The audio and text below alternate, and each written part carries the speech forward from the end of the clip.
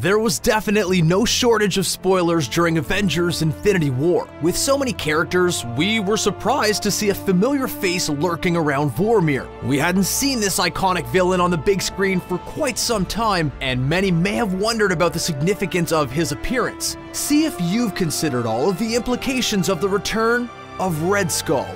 But before we take a look at what nobody realized about Red Skull's appearance in Avengers Infinity War, subscribe to CBR and ring that bell to join our notification squad so you never miss any of our MCU videos. When it comes to comic book villains, Red Skull is one that stands out among the rest. Not only is he a compelling villain, but he's one who's pretty much universally reviled, what with being a Nazi and all. His real name is Johann Schmidt, and his face obtained its, let's say, unique look when he took an early version of Captain America's super soldier serum. Not only did he not gain any of Captain America's superpowers, he didn't get his good looks either. He made a career move that took him from Nazi soldier to Hydra agent. We saw him back in Captain America: The First Avenger, and even at that time, he was dealing with powerful magical items. During this movie, we saw Red Skull attempting to use something called the Tesseract, which would later be revealed to be the Space Stone.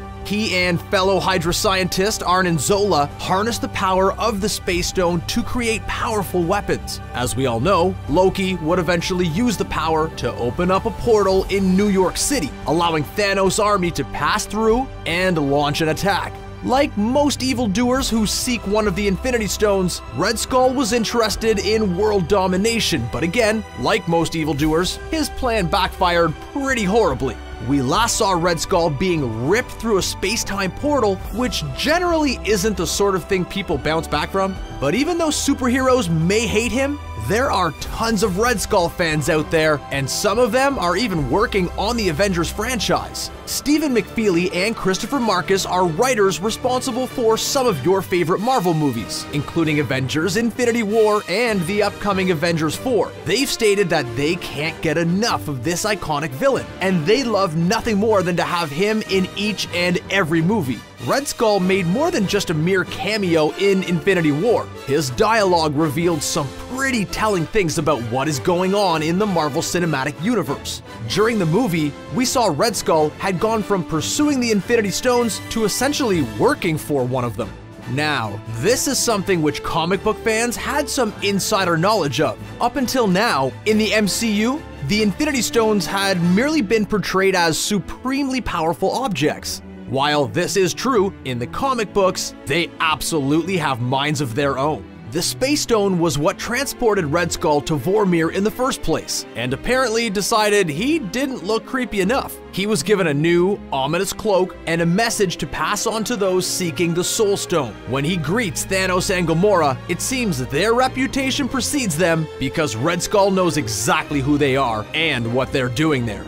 Red Skull tells them that knowing everything is his job, and he wasn't just being flippant here. For once, Red Skull isn't in charge. He's doing the bidding of the Infinity Stones, which have supernatural powers. He also revealed that his desire to possess an Infinity Stone had led it to reject him. Yes, the Infinity Stones are way more than simple weapons. They have minds of their own and an agenda. After all, it wasn't Red Skull who demanded Thanos sacrifice his daughter Gamora, it was the stone itself. We would say not to kill the messenger, but we're pretty sure Red Skull will need to be taken down at some point. And speaking of needing to be taken down, we fully expect to see Red Skull make an appearance in Avengers 4. Anthony and Joseph Russo, more commonly known as the Russo brothers, directed Avengers Infinity War and are even directing the sequel. They are also fans of Red Skull and have provided some insight as to what we can expect from the character. During a Twitter Q&A, the directors were questioned about Red Skull and what he's currently doing. Apparently, he survived the snap and is now free to leave Vormir if he chooses. They added, he is also free to pursue his desire for an Infinity Stone. So apparently, our old pal Red Skull hasn't given up on obtaining a little slice of ultimate power for himself. We're guessing he didn't learn his lesson the first time and will be going back for a second heaping helping of punishment. Following Infinity War, most people likely expected that Red Skull was set free, since the Soul Stone is in the possession of Thanos. But apparently, Red Skull hasn't decided to retire to a crime-free life. The Russo brothers are clearly teasing that he'll be back in a big way. And we can definitely see him playing an even bigger role in Avengers 4. After all, he has a ton of knowledge about the Infinity Stones, and the Soul Stone in particular. As our heroes struggle to right the wrongs perpetrated by Thanos, his insider information might be extremely useful. We also believe that the sentient aspect of the Infinity Stones will have a large role in the next movie. We saw our heroes make some pretty questionable decisions if you remove the context. Star-Lord disappointed tons of fans by failing to take out Gamora before she could be captured by Thanos, and then he ruined the plan by lunging at Thanos in a fit of rage when he learned of her fate. Also, despite claiming he would gladly let both Tony Stark and Peter Parker perish to protect the Time Stone, we saw Doctor Strange hand it over to Thanos in order to protect Tony. If the stones are, in fact, able to control their fate and test those who wish to obtain them, it could be that these actions will end up paying off in the long run. After all, the Soul Stone is clearly into the idea of sacrifice, and we saw so many heroes making serious sacrifices during Infinity War. We doubt Red Skull's relationship with the Infinity Stones is over, or that the stones are done demanding sacrifices. If there's one thing Thanos likes almost as much as collecting Infinity Stones, it's collecting children. Only Thanos isn't as interested in raising the next generation as he is in raising an army. Today we're going to be talking about a powerful member of the Black Order known as Proxima Midnight. We'll let you know more about this powerful character and see if you noticed the comic book reference in Avengers Infinity War. But before we delve into the backstory of Proxima Midnight, make sure to click on the subscribe button for the latest MCU videos from CBR. Let's get started. If you thought your parents put a lot of pressure on you as a kid, just consider what it must have been like to be raised by Thanos. His brutal parental regime goes far beyond simply not handing out participation trophies. He constantly pitted Gamora and Nebula against one another and replaced Nebula's body parts with robotic parts whenever she lost. Needless to say, some of the people who despise Thanos the most are the ones raised by him. But his horrible methods have produced some extremely exceptional fighters, some of whom remain loyal to the Mad Titan. These elite warriors are known as the Black Order, or the Children of Thanos. During Avengers Infinity War, we got to see some members of this group helping Thanos fight his enemies in pursuit of the Infinity Stones. In the comic books, we learned that Proxima Midnight is one of the most lethal members of the Black Order, and she's one we've seen going after Infinity Stones before in the comic books. But there's one important element of her backstory we only saw a brief hint of during her appearance in Infinity War. In the comic books, Proxima Midnight is married to her fellow Black Order member, Corvus Glaive. Hey, at least they don't have to worry about which side of the family to spend holidays with. As dangerous as Proxima is, she claims Corvus is the greatest general the Earth has ever seen. According to co-director Joe Russo, the backstories of the Children of Thanos were supposed to be explored in the movie, but, and we know this is going to sound shocking, there were just too many characters in Infinity War. By the time they had finished introducing characters, the movie was about 75% over, so needless to say, this plan got scrapped pretty quickly. But the Russo brothers did want to include a nod to the romantic relationship between Proxima Midnight and Corvus Glaive in the movie. We saw the two Black Order members travel to Scotland in order to ambush Vision and Scarlet Witch. During that battle, Corvus lands a blow on Vision, but is seriously wounded by Black Widow in return. When Corvus gets stabbed, Proxima reacts strongly. In fact, she has a much more severe reaction than one would have expected from a seasoned warrior. According to the Russo brothers, this was meant to convey the fact that Proxima Midnight and Corvus Glaive were actually a married couple. While the Russo brothers believe they made the right call, they acknowledge that many fans were disappointed by the lack of Black Order backstory. However, they didn't want the characters to end up overshadowing the main villain Thanos, so the decision was made to keep them in the background.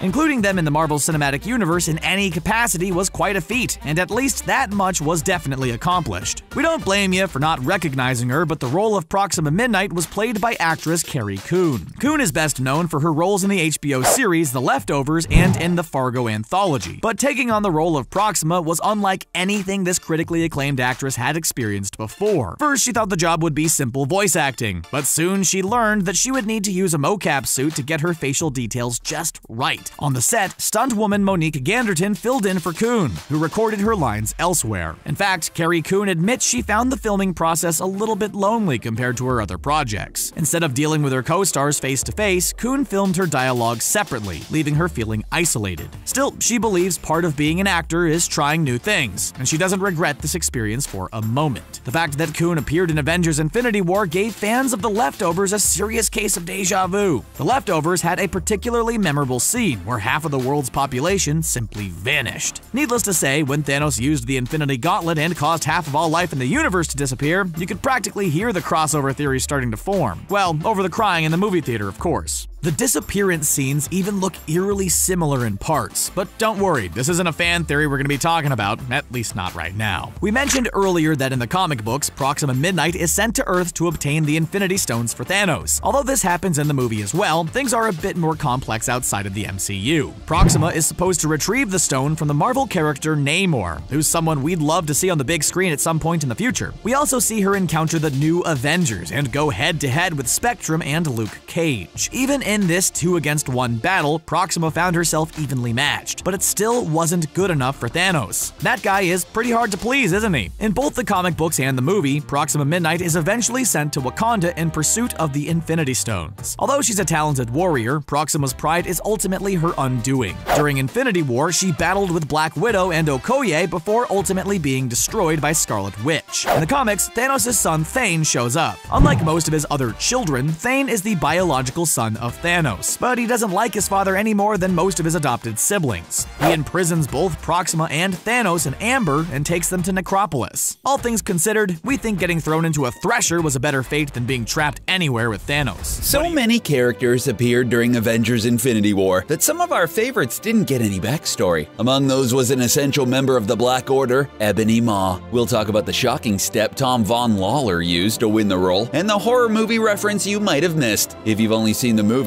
you have no idea about the true power of the Maw, or Squidward as he's also known. But before we learn more about Thanos' herald, Ebony Maw, take a moment and click on that subscribe button for more MCU videos from CBR. Then ring that gray bell to join our notification squad so you never miss a video. Getting to play a part in a Marvel movie is something many actors would do anything for, and Tom Von Lawler is no exception. When his agent asked him to film an audition tape for the latest movie by Marvel Studios, he knew he had just one chance to impress. In addition to acting his heart out, he also dressed up in costume, which he later described as Squidward-looking alien. Although he felt admittedly ridiculous, his plan worked, and he was cast as Ebony Maw in Avengers Infinity War. Von Lawler had been a longtime fan of Marvel, and now it was his chance to be a part of the story. Plus, he admits it was a great excuse to go back and watch all of his favorite Marvel movies. A man after our own heart. Now let's talk about the infamous Black Order. We all know that Thanos loves adopting children, and of course, by adopting we mean kidnapping and tormenting. Father of the Year Thanos. While some of his proteges like Gamora and Nebula have turned against him, many more remain loyal. These are the Children of Thanos, otherwise known as the Black Order, and Ebony Maw is an indispensable part of the team, both in the movies and in the comics. In fact, he's the only member of the Black Order who has their names spoken aloud, which happens when Thanos calls him the Maw. Okay, so at least Thanos said half of his name, and unlike his other children, many of whom gave their lives to his cause, he actually praised Ebony Maw for his actions. Sure, this happened after Ebony Maw had already perished, but better late than never.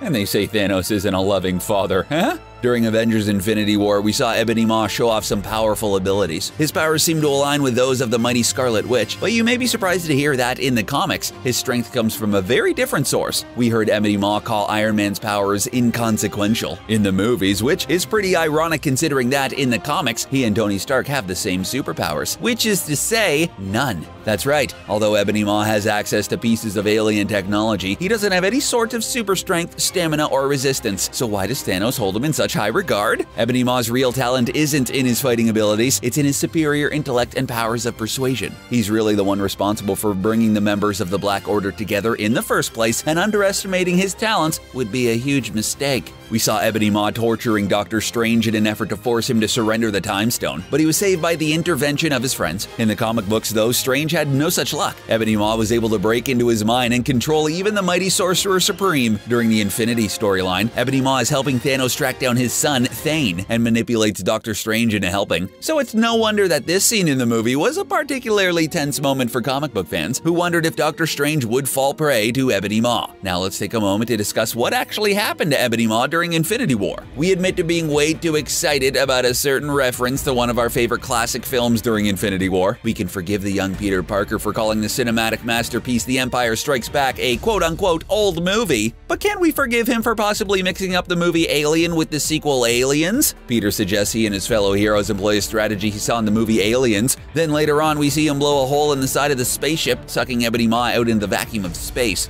Ardent Alien fans will recall that this is exactly what Ripley did to the original xenomorph in the 1979 original movie, but let's not forget that this also happens to the alien queens in the sequel, Aliens, meaning Peter Parker maintains his reputation for being a bit of a nerd. Attaboy, Pete. But is it possible that Ebony Maw may have broken into Strange's mind before this happened? After all, at one point, Dr. Strange said he would let movie guru Peter Parker and his mentor Tony Stark both perish before giving up the Time Stone, and then later, he just handed the Time Stone over to Thanos. Was this a part of his master plan, or was it the lingering influence of the Maw? In the comics, we learn his powers of persuasion are so great, he can make people forget that he interacted with them at all. So theoretically, Dr. Strange could follow Ebony Maw's plan without even remembering meeting Ebony Maw at all. During Infinity, Ebony Maw eventually gets his ebony paws on Thane, the son of Thanos. He makes Thane watch as Thanos destroys the Avengers and at the last moment releases Thane just to see what happens. The funny thing is, this is far from the first time he's betrayed Thanos. Despite being highly regarded by the Mad Titan, Ebony Maw is always looking out for himself and his own selfish ambitions. Thus, coupled with his astonishing powerful mind control abilities, make him even more dangerous than he appeared in Avengers Infinity War. Enraged at his father's actions and desperate to prove he's nothing like him, Thane proceeds to defeat the Mad Titan. We know that the comic book storyline Infinity and the movie Infinity War have precious little to do with one another, but we still wonder if this might be a clue. Could Ebony Maw's action towards Doctor Strange eventually lead to the downfall of Thanos? We can't wait to find out in Avengers 4. Come on, Marvel, where's that trailer? Let's go.